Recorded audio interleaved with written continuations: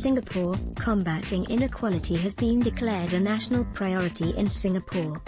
This makes sense, given the pernicious effects that persistently high inequality can have on economic growth, political stability, social cohesion, quality of life, and even national security.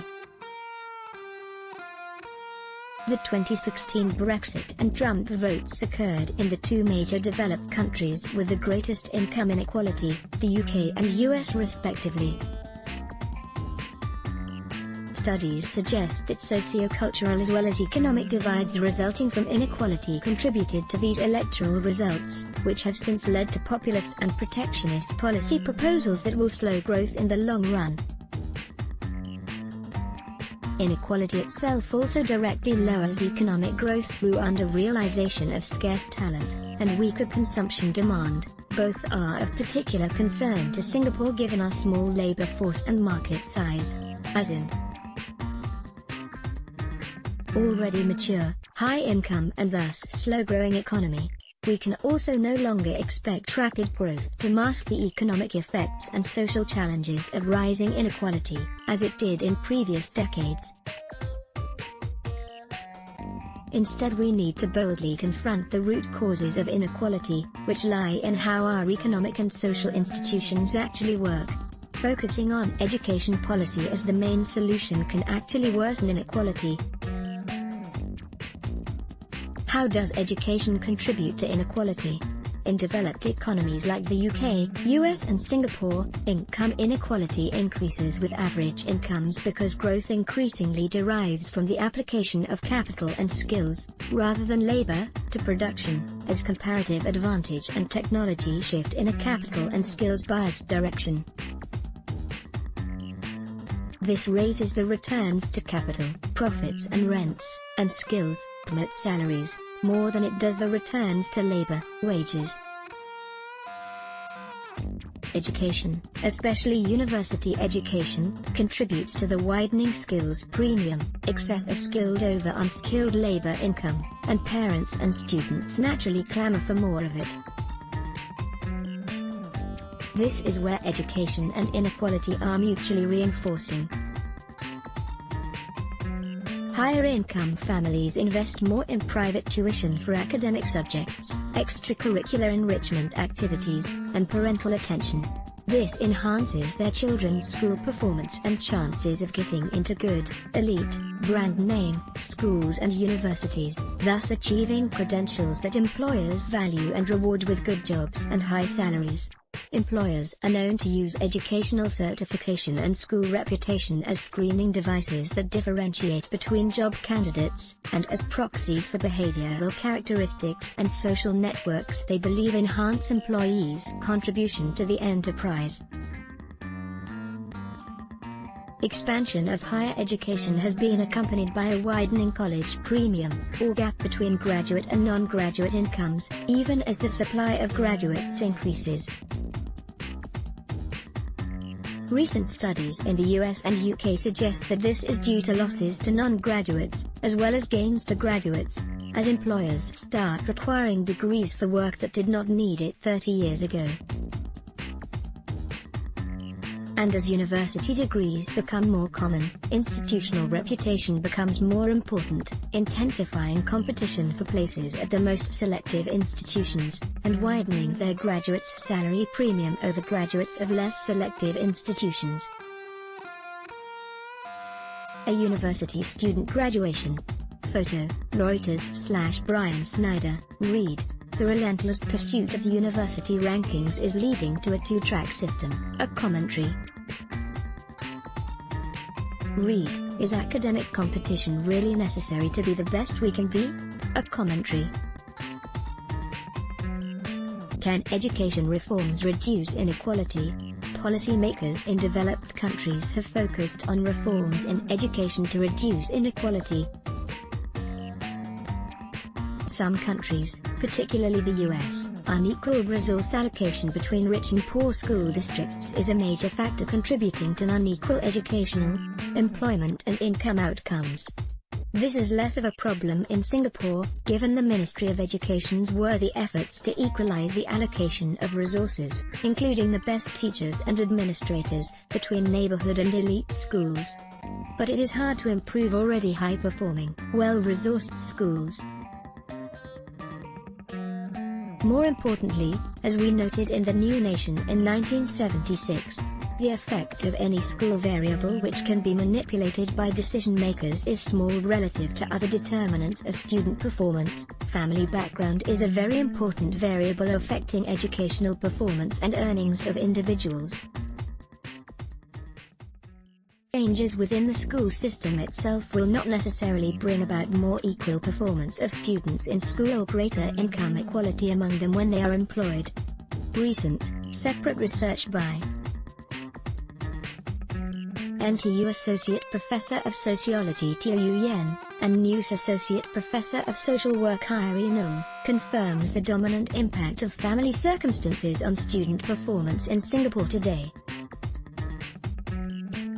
The PISA test, which we regularly top, shows that 15-year-old students in Singapore on average perform better than those in OECD countries, but here the gap between the top and bottom scorers is wider and the dependence on parents' socio-economic status higher. Another popular policy is to increase lower-income students' access to more selective schools, including through priority admissions, as Singapore plans to do in Primary 1 and post-PSLE student assignments to elite schools. But at best this can cater to only a small subset of low-income students, probably those already best qualified. This could widen the student performance gap between elite and neighborhood schools, and subject more families to exam stress. Students awaiting their exam results. File photo. Today, since school performance is heavily dependent on family resources, lower-income children could underperform relative to higher-income classmates in elite schools, reinforcing stigmatization from priority admission, and lowering self-esteem, which research shows is a major determinant of individual performance. Priority admission for lower-income children would also intensify competition among higher-income students for fewer elite school places, thus worsening the education arms race. In the US, such competition has worsened inequality and increased social stratification by increasing home values, hence family wealth, in residential neighborhoods in the top public school districts. Tweaking Singapore's education system will not reduce inequality because it does not change the underlying unequal socio-economic structure to whose incentives families of all income levels rationally respond. Parents naturally seek for their children entry into secure, well-paid employment in large corporate and government bureaucracies, and cartelized high-earning professions, which still use traditional academic credentials to screen candidates and remunerate employees. Attendees at a job fair line up for an interview carrying their resumes in leather bags. Photo, Reuters/Jason Reed. Reed, is there an education arms race? A commentary. Reed, are we missing the point of education? A commentary. Our economic model generates high inequality despite Singapore's rapid growth in economic output and average incomes. Income inequality as measured by the Gini coefficient has increased since the late 1970s, and is high relative to other developed countries, before taxes and transfers.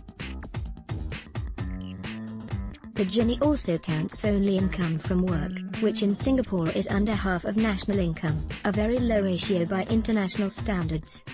It does not consider wealth or property, which everywhere is more unequally distributed than income, especially in expensive dense cities.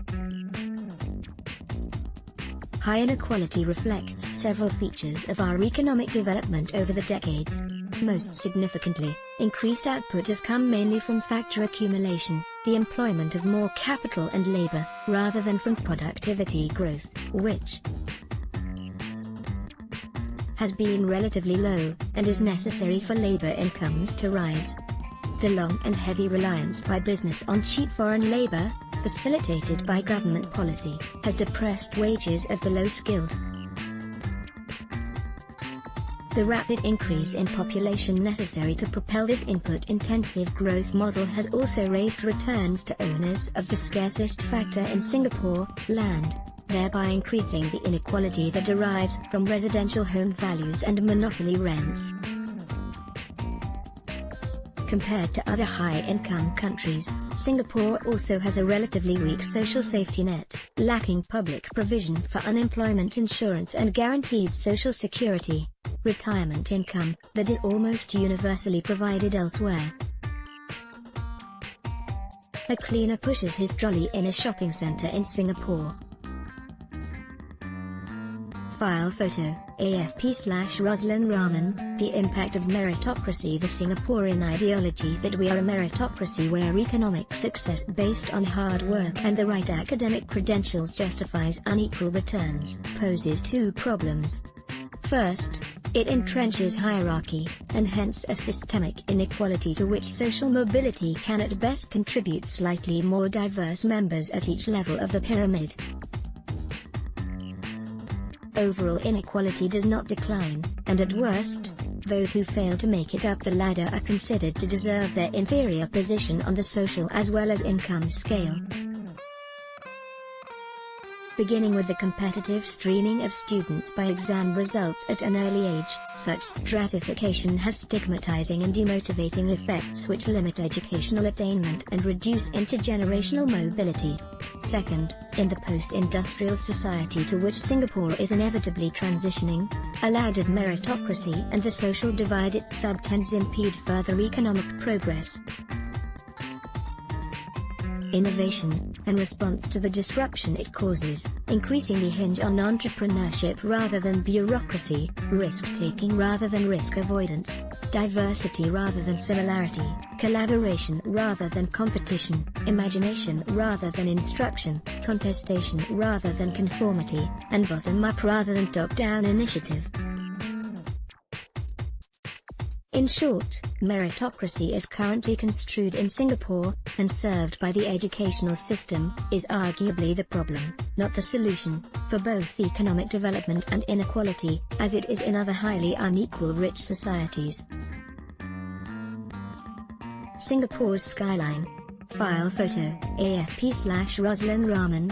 A UK study shows that students from higher income families are more likely to go to university, and to more selective universities. They also earn more than students from lower income families who graduate from the same institutions in the same subjects, and with similar other characteristics. In the US, Yale Law School professor Daniel Markowitz has said American meritocracy has become a mechanism for the dynastic transmission of wealth and privilege across generations. Meritocracy now constitutes a modern-day aristocracy. Reducing inequality through redistribution need not harm growth. We need to look outside the education system for policies that do work to reduce income and wealth disparities. They include higher tax rates on high-income earners, levies on capital gains, estates and inheritance, and a stronger social safety net, all of which Singapore has eschewed, believing these would reduce the incentive to work hard, save and invest, and thus harm economic growth. But high-income Scandinavian countries, Switzerland and Germany, have reduced inequality over decades through progressive universal tax and transfer systems that included labor market policies, spending on healthcare and social protection while growing at respectable rates and ranking high on productivity and innovation indices, some even while maintaining budget surpluses and strong currencies. Some high earners may resent high tax rates, but all citizens benefit from subsidized public services, including health and education, and receive unemployment insurance and retirement pensions. Besides reducing economic and social divides, these policies may also encourage savings for growth-enhancing investments in business enterprises, rather than housing consumption, as in Singapore. Recent improvement in Singapore's still high Gini coefficient also results not from educational policy, but from increased social transfers to vulnerable groups, subsidies for low-wage workers, the elderly and elderly poor. But these have been insufficient to narrow the cumulative wide income and wealth gaps created by past policies and market forces. Our post-tax and transfers Gini still ranks with the highest among developed countries, lower than the US but similar to the UK, is much higher than those of other small high-income economies, in Scandinavia, and is unlikely to be fiscally sustainable. However, we have run large budget and current account surpluses for decades, piling up huge foreign exchange reserves that have been well invested by our sovereign wealth funds. More of these could be converted into social spending that could both increase productivity and reduce inequality. Reforming the education system, by equalizing resources, eliminating streaming, increasing curricular flexibility and minimizing social segregation, can reduce inequality and social stratification, and foster the innovation and entrepreneurship required for post-industrial economic growth. Only if the deep-seated institutional roots of inequality are addressed. The political will to do this is what matters in the struggle for a more just and equal society that will benefit all of us. Linda Lim is Professor Emerita of Corporate Strategy and International Business, Stephen M. Ross School of Business, University of Michigan. Pang Eng Fong is Professor of Strategic Management, Practice, at Singapore Management University.